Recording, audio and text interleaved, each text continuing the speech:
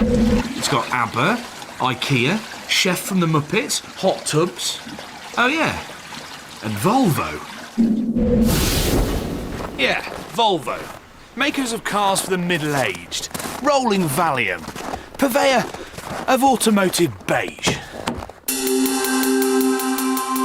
This is the new Volvo XC70. It's an estate car with four-wheel drive, big body mouldings and increased ride height. It's neither an SUV nor a normal estate car. Which begs the question, is this the best all-round car in the world, or is it actually the most pointless? To test its capabilities, we're driving round one of the harshest places on Earth, 140 miles inside the Arctic Circle. Temperatures can plunge to -50 degrees centigrade, and the sun doesn't rise above the horizon for nearly 6 months of the year. If the XC70 can survive here, it can survive anywhere. To start with, I want to see how the increased height affects the ride and handling.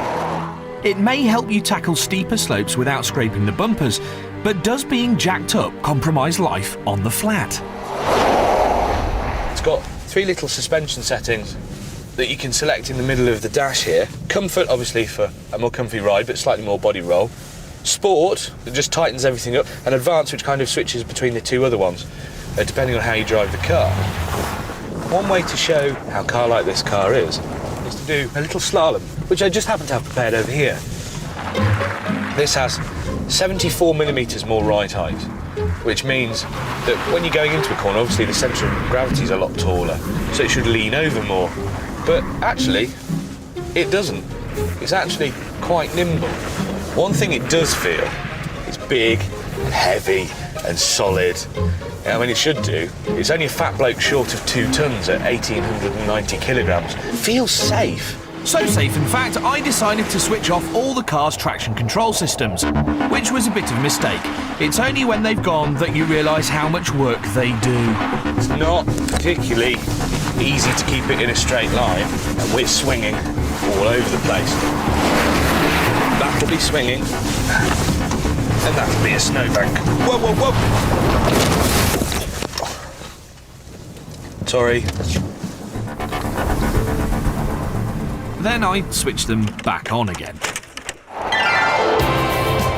Now I'm driving the 6-pot petrol, but the most popular version in the UK is going to be the D5 5-cylinder diesel. And this petrol, it's a bit brisker than you might imagine. 0 to 60 comes up in 8.1 seconds, and it runs on to 134 miles an hour. Diesel's a little bit slower, but in this you'll only get 25 miles to the gallon, which is more like an SUV than a car. If you get the diesel, and that'll do a much more respectable 35. And there's another good reason to go for the oil burner.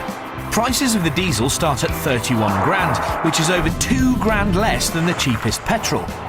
This top-of-the-range SE Sport costs nearly £36,000. This Volvo's also got some fairly forward-thinking features. On the key, if you want to check whether there's someone actually hiding in your car in a potential carjack situation, you just press this little eye, and then there's a heartbeat sensor in the car that can figure out if there's anyone alive in your vehicle. It can also actually figure out whether your dog has died while you've been shopping. Allegedly.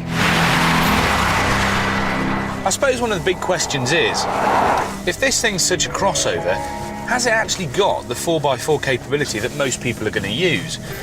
Well, we have got some fairly extreme off-roading here. This car's got what's called a Haldex 4x4 system, which means that the backs only push when the fronts start to spin. So essentially, most of the time on a normal dry road, it's a front-wheel drive car, which is good for fuel economy. It's a clever system, but I still doubted it could deal with the hill ahead, a 1 in 3 icy gradient offering virtually no grip. That's amazing. So we proved its hill climbing credentials. What about going down? The ride height obviously has a big effect on where you can get to, but it's also got some fairly hardcore stuff. Like this is called hill descent control. Now, if I press this button, take all my feet off the pedals, I'm not touching anything now. We're going down a hill on sheet ice, and this is sorting it all out for me. It's not even sliding. It's something that you have on much more hardcore off-roaders like Land Rovers and Land Cruisers.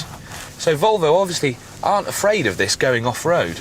And based on this, they shouldn't be. The XC70 may not look like a serious off-roader, but it's an immensely capable car. I've never quite been in something that feels so car-like, that can do so much off-roadiness. It's really quite cool.